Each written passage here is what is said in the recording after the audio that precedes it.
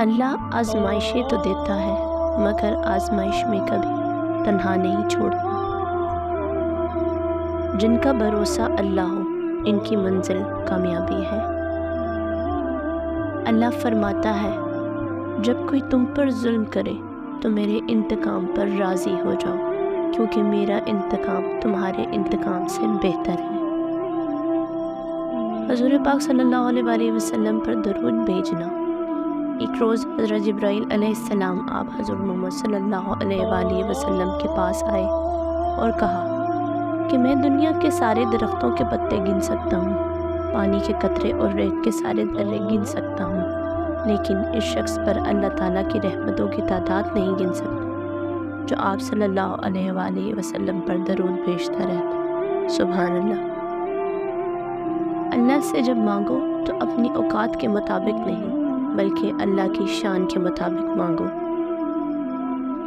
ممکن ناممکن تو ہماری سوچ ہے، اللہ کی ذات کے لیے سب ممکن ہے۔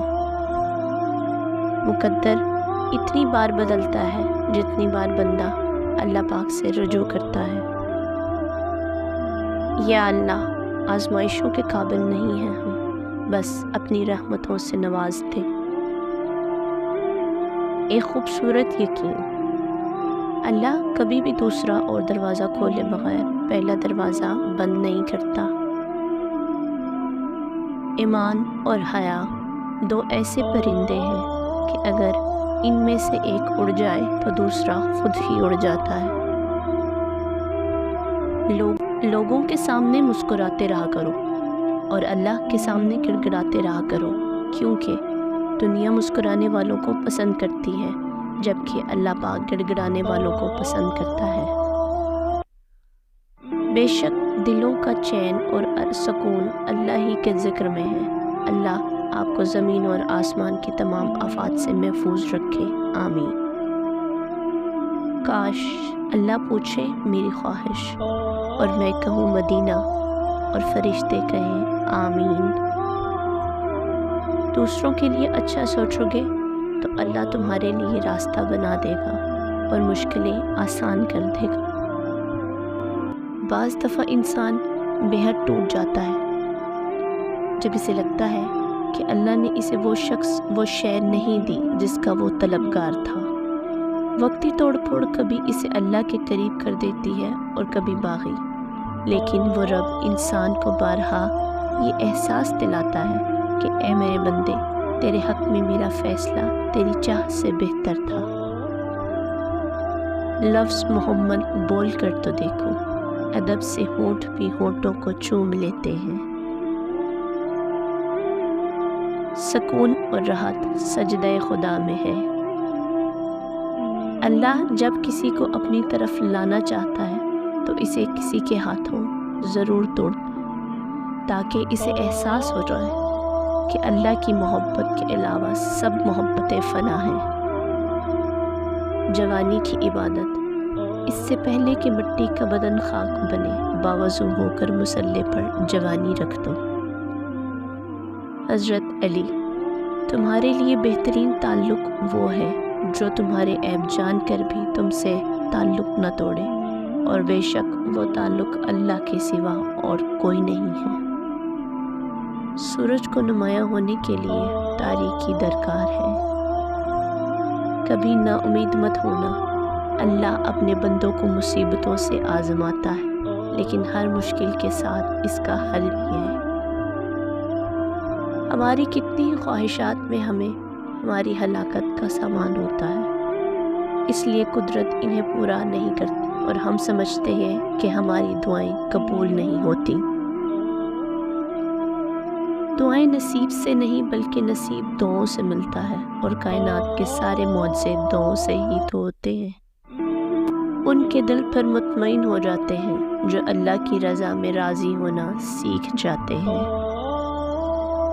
اللہ تعالیٰ اپنے بندوں کی تڑپ کبھی ضائع نہیں ہونے دیتے۔ طویل ہے مسافت مگر منزل کا یقین ہے، آزمائش سخت ہے مگر وہ بھی تو رحیم ہے۔ مجھے راستوں سے مت ڈراؤ اے دنیا والوں، میں جس کی آس پر ہوں وہ رب کریم ہے۔ اللہ تعالیٰ فرماتا ہے تو میرا ہو کر تو دیکھ، سب کو تیرا نہ کر دوں تو کہنا ایاک نعبد و ایاک نستعین، ہم تیری ہی عبادت کرتے ہیں اور تجھی مدد مانگتے ہیں۔ تب تک ہدایت نہیں دیتا جب تک بندہ خواہش نہ کرے ہدایت پانے کی۔ اگر لوگ تم سے متاثر ہو رہے ہیں تو تکبر نہ کرو، شکر ادا کرو اپنے رب کا جس نے تمہارے عیب چھپا کر تمہیں لوگوں میں معزز بنا رکھا۔